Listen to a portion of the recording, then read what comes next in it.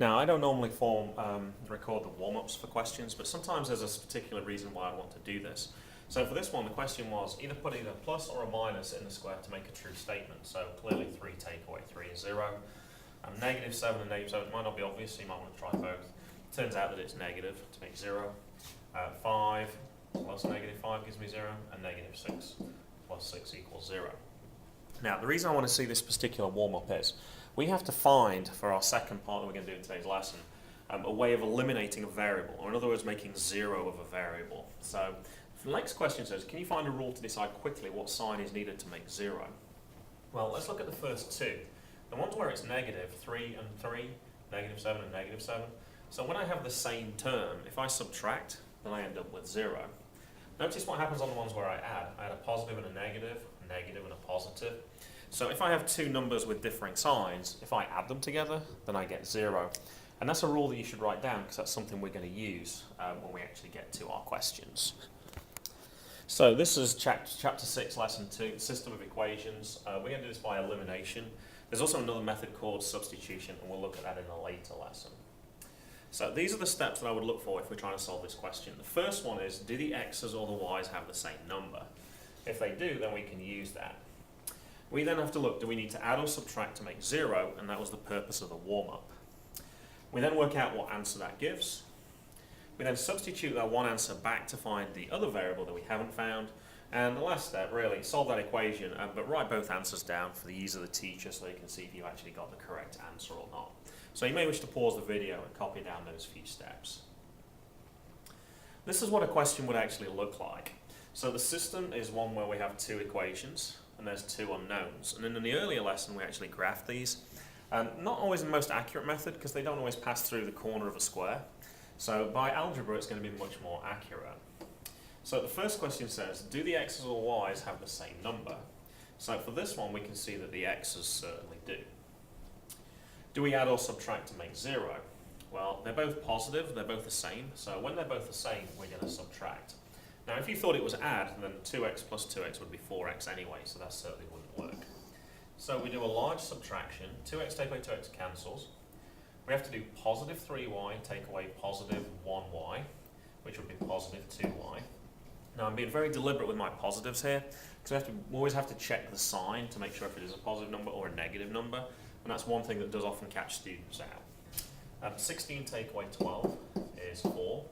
And then we have an equation that we can actually solve. So if we divide both sides by 2, we have y is 4 over 2, or just simply y equals 2.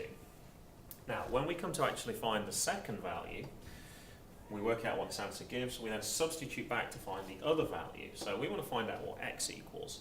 Now we have a choice of two equations actually. We can either use the top equation or we can use the bottom equation.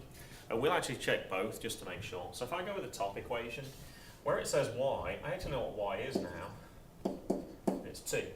So this equation becomes 2x plus 3 times 2 equals 16.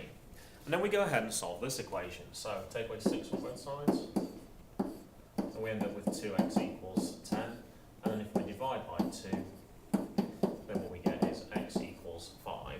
So the answer to this question is x equals 5, y equals 2. From the earlier lesson, that actually means that if you were to graph those, they would intersect at the point 5, 2. Now to check if that's right, we can actually use the other equation. So if I substitute these numbers into here, do I get a true statement? So 2 times 5 plus 2, does that equal 12? Actually, it does, which actually tells us that this is the correct answer. If we had something that didn't make a true statement, so if we had like 15 equals 12, then we know we've made a mistake somewhere and we haven't got the correct answer. So one of the beauties of these questions is, once you have an answer, if you substitute into the other equation, you can actually check for sure if you do have the right answer. Alternately, you might not have chosen this equation. You might just have chosen this equation straight away. You might have had this 2x plus, and we know what y is, it's 2, because we found it here, equals 12. And then you can solve that equation. Take away 2 from both sides, divide by 2, and you still end up with the same answer. So when it comes to substituting back into the problem, it doesn't really matter whether you use the top equation or the bottom equation, you'll still end up with the correct answer. But generally look to try and substitute into the one with the smaller numbers. Now, this time we won't keep flicking forward between this screen and the previous screen, so have that out in front of you to check what we're doing. So first of all, we're looking at the x's or the y's the same. So in this case, we've got 4 and 4, so that means we're going to be using that one there. They're both positive, so they both have the same coefficient, so we're going to subtract here. 5x take away, and if it says x, remember it just means 1x, so we have 4x. 4y take away 4y cancels.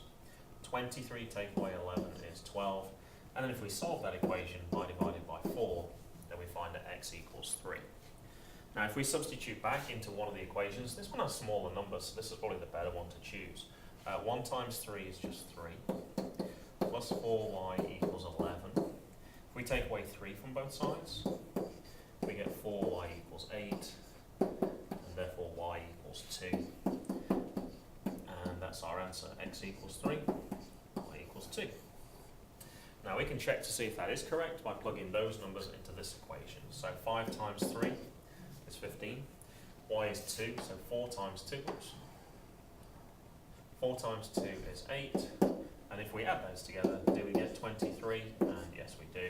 So we actually know that for sure that that is the correct answer.